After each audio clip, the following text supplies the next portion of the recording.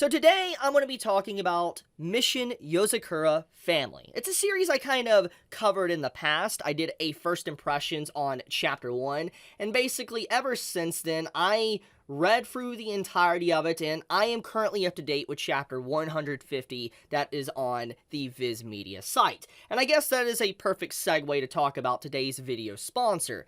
This video is actually sponsored by Viz Media, and they wanted me to basically talk about Volume 1 of Yozakura Family, and basically say where you guys can get this. For instance, if you go to their site, you can buy it for, $9.99. Here's the different type of stores you can go where you want to buy it, and yeah, I mean, all I'm gonna say is that even though Viz Media is sponsoring me to make this video, I am actually a big fan of the series.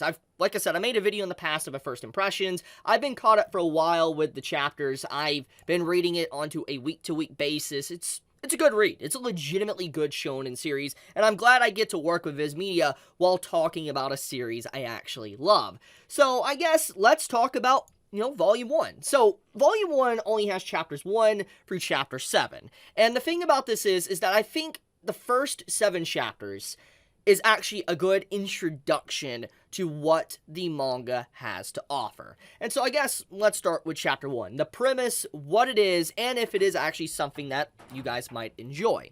So basically, cut to the chase, it is about spies. The entire premise of Mission Yozakura Family is about spies. Now, we're not talking about the same degree as, let's say, Spy Family. I'm talking about, like, the spies that are a part of, like, this organization that do certain jobs or asked to do jobs, and they have to protect the main female character that is right here in the color image, and protect her where she doesn't get injured. And the whole reason for this is because the main female character is powerless. She is not really good at spy skills or anything like that, because apparently thanks to her heritage and being a part of the family, the Yozakura family, she is not gifted with anything. However, this happens in her bloodline. Every few generations, basically, someone is born where they're just incredibly weak. They can't do anything. And so, at that point in period of time, you have the entire family that joins has to protect the said individual until eventually they have a child, and the child they have will be extremely gifted. And so that cuts to the main point of what Chapter 1 is about. Basically, to fast forward to the conclusion, the only way for the MC, the main male character MC, Taiyo, to not die, thanks to the family and suspicion, etc., is to marry the main female lead. And so, when you see this entire sequence and all that, it's like, okay, so he is destined to be with her, and it's clear that right at the beginning, the romance is there. So, I don't think romance is, like, a huge part of the story. I do want to make sure I iterate that right off the bat. There is tad things here and there, but overall, it's a really good action story. If you're like battle action stories, then you will definitely enjoy this. But I think that this very premise does show, though, that he will be the one and she will be the one to have a child together, and that child will be the one to lead the Yozakura family, at least at the end of the story. Now, anyways, let's get into the main meat, okay, of what the first chapter is and what happens in the chapters following. So basically, the first chapter is introducing the very premise. For instance, introduced to the different family, the Yozakura members, how they're just so wacky or unique in their own way. I absolutely love their designs. Big fan of all the individual designs. I like the map. I like this man. I remember reading this first chapter for the first time, and I was just laughing, because it's just like the bucket on the head with the squiggly line. It's just so hilarious looking. I can't help but laugh. But, just when you look at, like, some of these, like, characters, you get introduced to kind of their personalities, and why, Taiyo, our main male character, is put into such a situation. Why he's being hunted down by the eldest, and, about to get killed. And the reason for that is because the brother here, which you can see, this is the first chapter, he is very protective of the, the heir, the leader of the Yozakura family, and the reason for that is because he failed to protect Mutsumi a long time ago. Like, he early on, it's described that he had a job, and thanks to him messing up, it caused her to get a white streak of hair. Like, her hair, she had so much stress that a part of her hair turned white. And because of that, he felt extremely guilty and responsible for said action, and so the only thing he could really do is just try to be even more protective. And thanks to that protective nature of him, it led him to become very possessive of her. He's not a bad person, so to say. That is something that is easily made clear throughout reading, the chapters. Like, you could just see there's this constant dynamic between Taiyo and him, but overall, he is not necessarily a bad dude. He's just very protective over someone he cares about thanks to him failing a job, and he's afraid of losing her, which kind of is a good segue into Taiyo's character and why he is a really unique MC. So Taiyo, his story starts off very interesting because he's a loner. And yes, this is standard to MCs, but what makes him a loner is because he lost his family. He lost everything.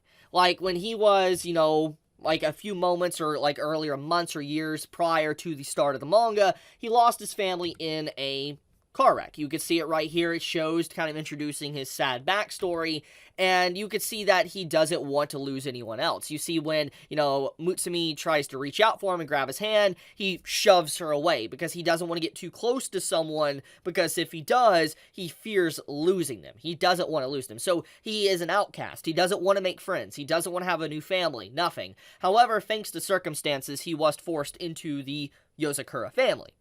Thus the name. So I think that Taiyo as a character is very interesting, and he shares a lot of similarities to, the older sibling or elder brother that is very protective, because he doesn't want to lose his younger sister.